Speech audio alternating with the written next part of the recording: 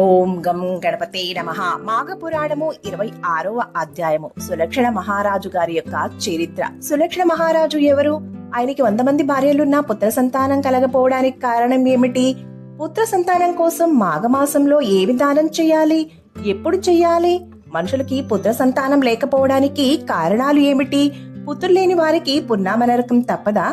రాజుగారి చిన్న భార్య మాత్రమే ఎందుకు గర్భవతి అయింది? గర్భవతిగా ఉన్న చిన్న భార్యకి పిచ్చి ఎందుకు పట్టింది?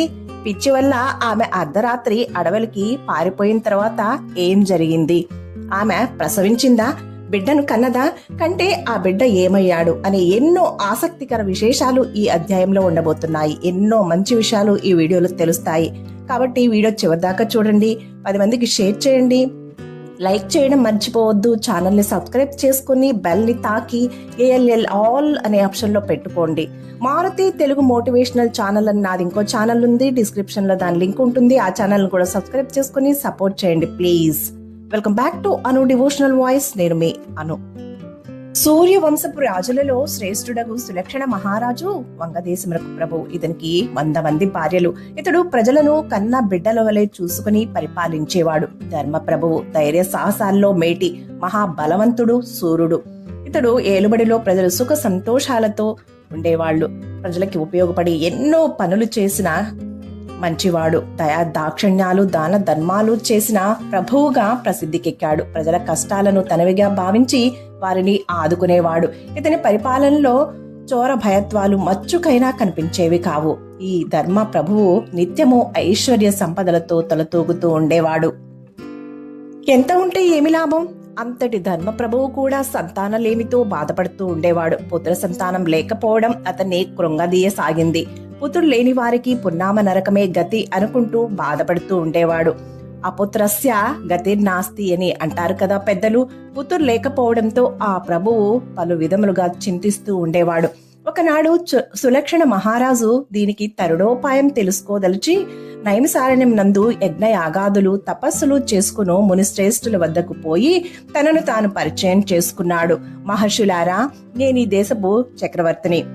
నన్ను సులక్షణ మహారాజు అంటారు. మాది సూర్యవంశము. నాకు 9 భార్యలు. అయినను నాకు సంతానం లేదు.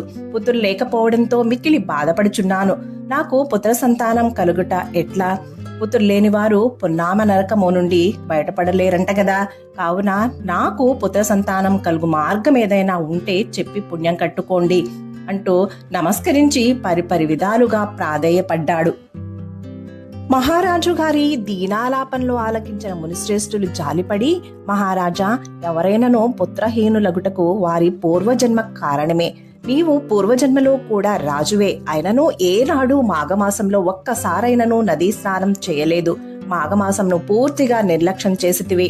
నీవు పూర్వజన్మలో ఏ ఒక్క బ్రాహ్మణునికైనను ఒక్క గుమ్మడికాయను కూడా దానమివ్వలేదు. బ్రాహ్మణులకు గుమ్మడికాయనిచ్చుటలో గల ఆంతర్యం గ్రహించలేదు. మాఘమాసంలో శుద్ధ సప్తమి తిథియందు ఎవరైతే కూష్మాండము అంటే గుమ్మడికాయను దానం చేయుదురో వారికి తప్పక పుత్ర సంతతి కలుగుతుంది. ఇవేమియూ నీవు పూర్వజన్మలో చేయనందున నీకు ఈ జన్మలో పుత్ర సంతానం కలగలేదు.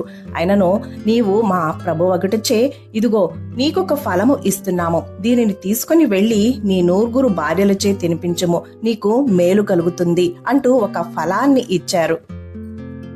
మంత్రించిన ఆ పండును రాజు మహాప్రసాదంగా భావించి తన అంతఃపురానికి తీసుకుని పోయాడు. మహారాజు అంతఃపురంలో ప్రవేశించి భార్యలకు తాను తెచ్చిన మంత్రించిన ఫలము గురించి వివరించి చెప్పాడు. భోజనం చేసిన తర్వాత పండును ఆరగించమని చెప్పి తన పూజా గదిలో దాచాడు. అందరూ భోజనానికై భోజనశాలకు వెళ్లారు. మహారాజు మిగిలిన భార్యలతో భోజనానికై వెళ్లడం గమనించిన కడపటి భార్య మిక్కిలి ఆశతో ఆ పండును తానే తినదల్చి మరొక మార్గం గుండా పూజ గదిని చేరి మహారాజు భద్రపరిచిన మంత్రఫలమును కాజేసింది. ఎవ్వరికీ తెలియకుండా ఆ మంత్రఫలమును భుజించి మరలా మిగిలిన భార్యలతో కలిసి ఏమీ తెలియని దాని వలె మామూలుగా అందరితో పాటు కలిసి తిరగసాగింది. మహారాజు తన భార్యలతో సహా భోజనం ముగించి మంత్రించిన ఫలం కోసం చూసేసరికి ఎక్కడుంది? ఒక బంగారు పళ్ళెం తప్ప పండు లేదు.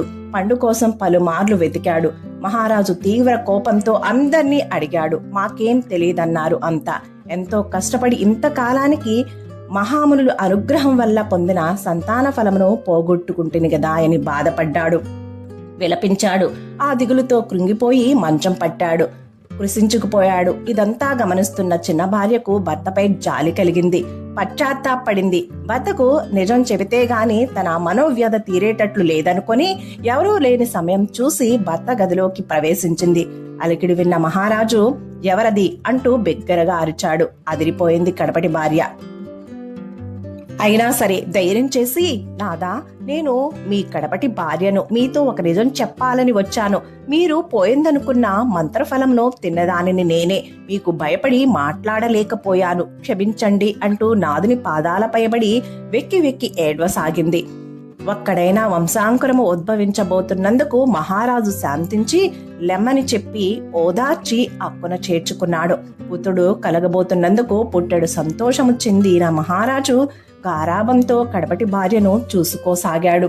కడపటి భార్య గర్భవతి అయి పుత్రుని కనబోతుందని గ్రహించిన మిగిలిన భార్యలు ఈర్ష్య అసూయాలతో ఉడికిపోయారు. ఆమెకు పుత్రుడు కలిగినచో మహారాజు తనను నిర్లక్ష్యం చేస్తాడని భావించారు. రాజు తమను సరిగా చూడడని భావించి మిగిలిన భార్యలు కుట్రపన్ని కడపటి భార్య తినే ఆహారంలో పెట్టుడు మందును పెట్టారు. పెట్టుడు మందు ప్రభావం వల్ల కడపటి భార్యకు పిచ్చెక్కింది. కానీ వరప్రసాది అయిన కడుపులోని పిల్లవానికే మాత్రం అపాయం కలగలేదు. పిచ్చి పట్టిన కడపటి భార్య ఒకనాడు అర్ధరాత్రి సమయంలో ఎవరూ చూడకుండా అడవికి పారిపోయింది. తాను నిండు గర్భిణి అని కూడా తెలియని పిచ్చిది ఆమె అడవిలోనే పుత్రుని ప్రసవించింది. ఆమె పుత్రుని ప్రసవించడాన్ని ఒక క్రూర మృగం చూసింది. రక్తపు మడుగులో ఉన్న బిడ్డను వదిలి కడపటి భార్యను ఆహారంగా తినేసింది. రక్తపు మడుగులో పడి రోదిస్తున్న ఆ పసికందును ఆహారానికే అటూ ఇటూ సంచరిస్తున్న రాజహంసలు చూశాయి. తమ రెక్కలతో బాలునికి విసిరి ఆ పసికందు యొక్క తడిని ఆర్పి ముక్కుతో మెత్తని పీచును తెచ్చి ఆ పసికందుకు పరుపుగా వేసి దాని మీదకు దొర్లించాయి. రాజహంసలు ఆ బాలునికి పండ్లు, గుజ్జు, తేనె తెచ్చి ఆహారంగా ఇస్తూ అలా 1 సంవత్సరం పెంచాయి. ఇంతలో వేసవికాలం సమీపించడంతో నీరు దొరకక ఆ బాలుని దగ్గరలో ఉన్నటువంటి తమ మిత్ర పక్షులకు అప్పగించి వెళ్లిపోయాయి. పక్షుల సంరక్షణలో పెరిగిన ఆ బాలుడు ఒకనాడు అటువైపుగా స్నానార్థమై తన 2 భార్యలతో వస్తున్న ముని కంటబడడం తటస్థించింది. ముద్దు ముద్దు మోముతో, బుడిబుడి నడకలతో, ముద్దులకు మురిపాలతో, హంసలతో కనిపిస్తున్న ఆ బాలుని చూడగానే వారు కడు ఆశ్చర్య సంతోషాలతో ఉబ్బి తబ్బిపై తమ వెంట తెచ్చుకొని పెంచుకోసాగారు. బాలునికి ఎలా 3 సంవత్సరాలు నిండాయి. ముద్దు ముద్దు మాటలతో మాట్లాడడం కూడా వచ్చింది. ఆ బాలుని చూసి పెద్ద భార్య ఈర్ష్య పుట్టి, వీడు నా సవతి కొడుకు అనుకుంటూ ఒకనాడు బాలుడు ఆడుకుంటుండగా ఎత్తుకుని పోయి అడవిలో దిగబెట్టి వచ్చింది. భర్త అడిగినా కూడా నాకేం తెలీదు అంటూ నిజాన్ని దాచిందా అసూయ పురరాలు. విన్నారు కదండి, ఇది మాఘపురాణము 26వ అధ్యాయము. తర్వాత అడవిలో వదిలేసినటువంటి ఆ బాలుడు ఏమయ్యాడు? మృగాల బారిన పడి చనిపోయాడా? తర్వాత ఏం జరిగింది అనే ఆసక్తికర విశేషాలు 27వ అధ్యాయంలో ఉండబోతున్నాయి. కాబట్టి మరో మంచి అధ్యాయంతో మళ్ళీ కలుద్దాం. వీడియో చూసిన మీ అందరికీ కూడా ధన్యవాదాలు. సర్వేజన సుఖినో భవంతు. శుభం. Thank you for watching.